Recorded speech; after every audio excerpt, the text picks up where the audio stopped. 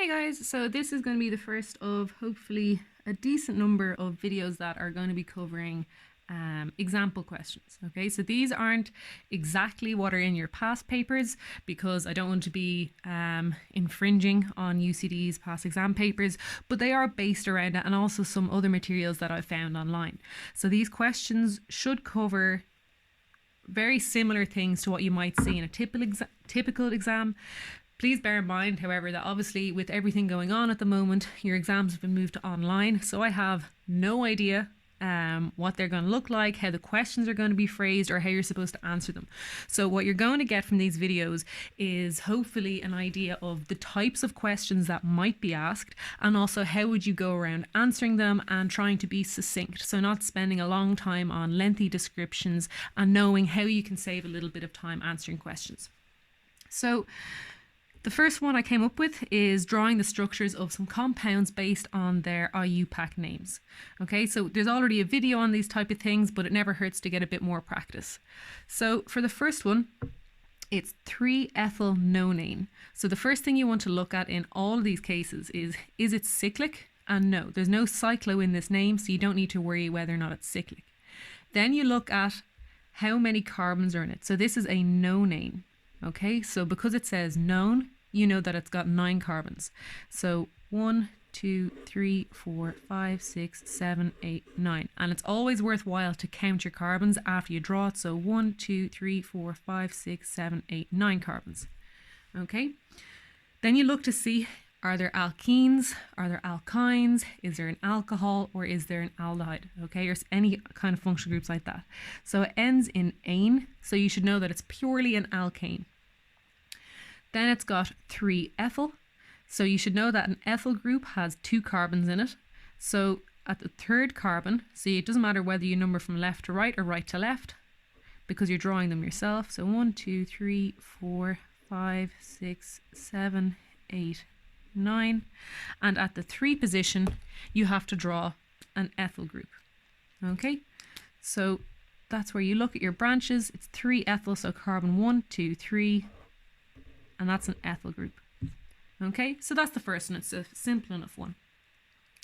So then the next one is 2-methyl cyclopentanol.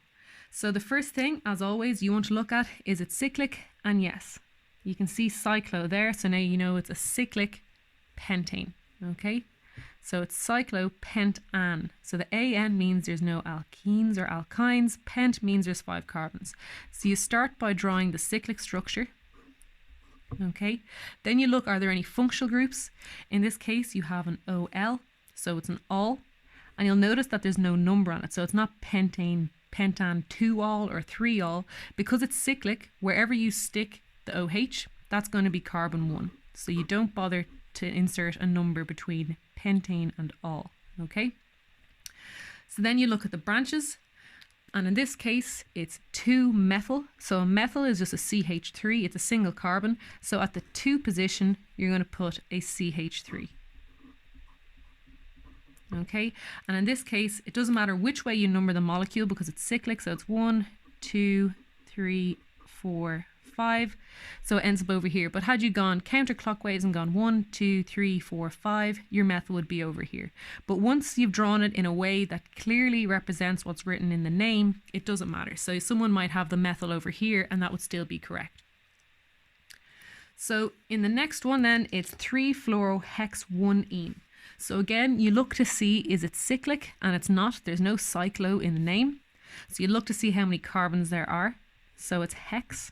So that means 6. So you go 1, 2, 3, 4, 5, 6. And again, always count how many carbons you've drawn. So that's 1, 2, 3, 4, 5, 6. Then you want to number them.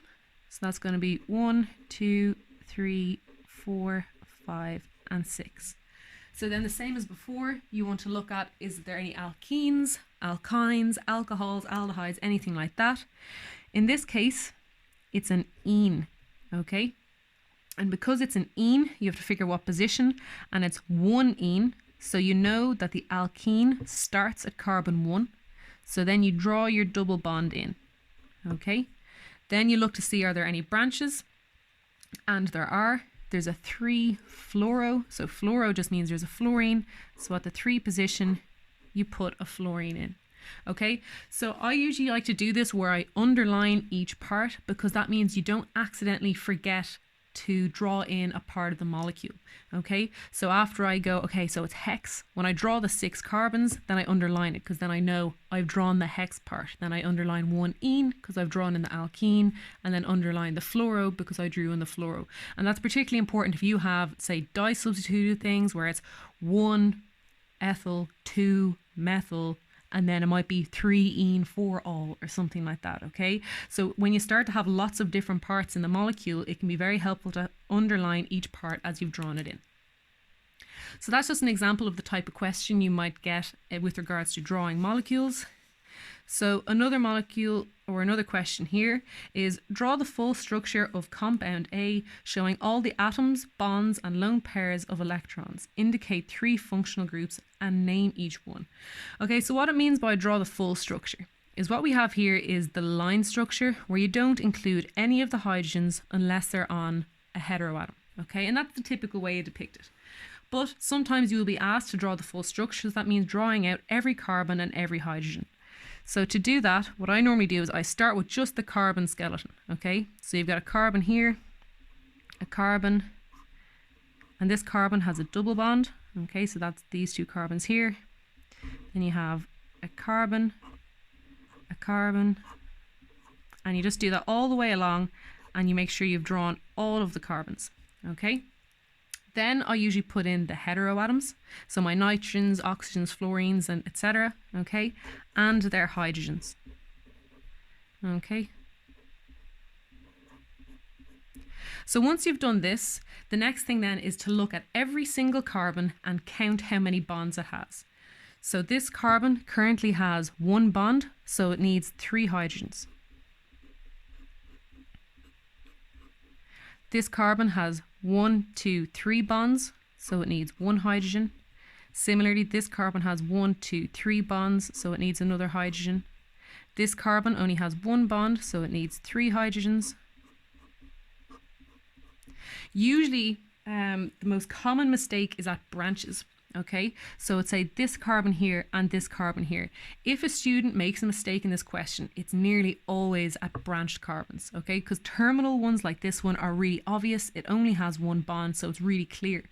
But in this case, sometimes because there's so much going on around it, people forget about branched carbons. So this one has 1, 2, 3 bonds, so it needs 1 hydrogen. This carbon has 2 bonds, you give it 2 hydrogens. This carbon has 3 bonds, so it gets 1 more hydrogen. This carbon has 2 bonds and it gets 2 hydrogens. Okay, so that's the first part. So showing all of the atoms, we've shown all the bonds, and now we need to include the electrons. Okay, so hopefully you should know that oxygen has 2 lone pairs and nitrogen has 1 lone pair. Okay, so now I've included all of the lone pairs of electrons. Okay, so then you have to identify 3 functional groups in your structure and name each one. So this is really important, because sometimes what happens is people will just name them. So they'll write over here alkene, amine, and alcohol. Sorry, misspelled that. Alcohol. But they won't actually label them. They won't indicate them or circle them or number them in the structure. So you'll only get half of the marks. Okay, if even half of the marks, because you mightn't actually know what the functional groups are, and you're like, look, I'm just going to put down a few names and hopefully I'll get the marks for it. Okay, so there's a few ways to do it, and it's up to you. Some people like to do arrows, so they might go, this is, sorry, I'll push that up. So this is your alkene, this is your amine, and then this is your alcohol. So some tips for doing things like this: it's absolutely essential that your arrow points directly to the functional group, okay? Because I've seen it so much where someone will go alkene like that, okay? This arrow is not pointing to an alkene, it is pointing to empty space, okay? So we're not forgiving of that in exams, because what it means is that we're going to think you're not really sure where the alkene is, so you kind of just draw an arrow somewhere. Okay, if it's not right next to the functional group, you won't get the marks for it. Okay, so that's really important. So there's a video that's just called functional groups, and that will show you all of the different functional groups you're supposed to know for this module. Okay, so that one's straightforward enough. So then the next question is define the term enantiomer and draw the enantiomer of compound A. Okay, so for the defining the term enantiomer, you really just need to know it off by heart. Okay, so enantiomers are non-superimposable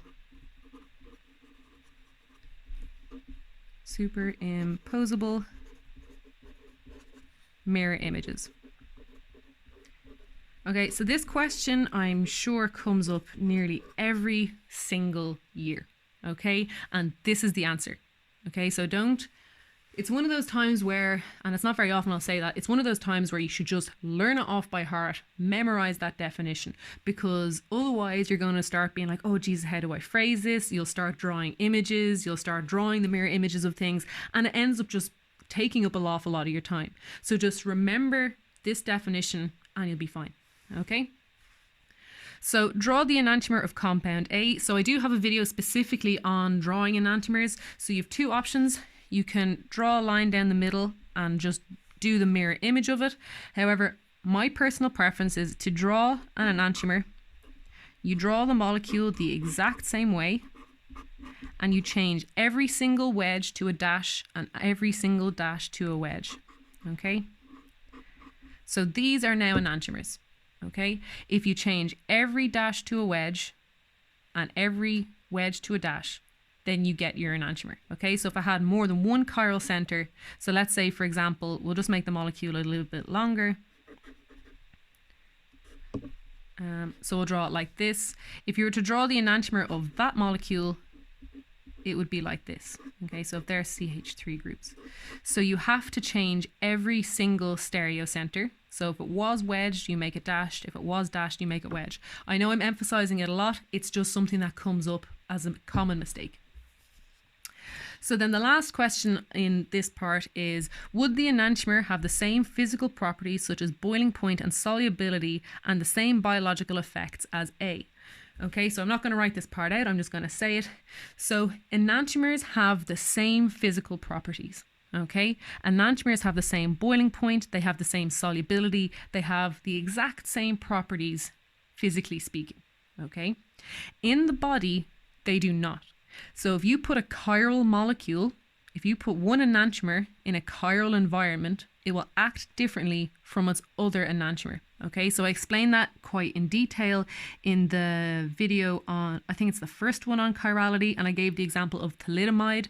So one enantiomer treats morning sickness and the other enantiomer causes mutations in the unborn child. Okay, so that's just probably the most infamous example of chiral molecules or enantiomers that have different biological effects, and that's because the fact that all of our amino acids are chiral, so our proteins are chiral, and chiral molecules act differently in chiral environments. Okay, so that would be the explanation for that. So that's just one example question. I hope to cover an awful lot more over today and tomorrow, today being Monday. So you can guys have as many examples as I can get out before you have your exam on Wednesday. So please remember, these videos are all made for a charity event to raise money for Cystic Fibrosis Ireland. So if you haven't donated already, please do check out the GoFundMe link below. If you have any questions from past papers that you're not sure of, feel free to email me. And if I think it's a really, really difficult question, I'll actually go and make a video for it. But if it's simple enough, I'll actually just reply to your email. So I'm more than happy to help you guys out in any way I can between now and your exam. So thanks very much, and I will talk to you soon.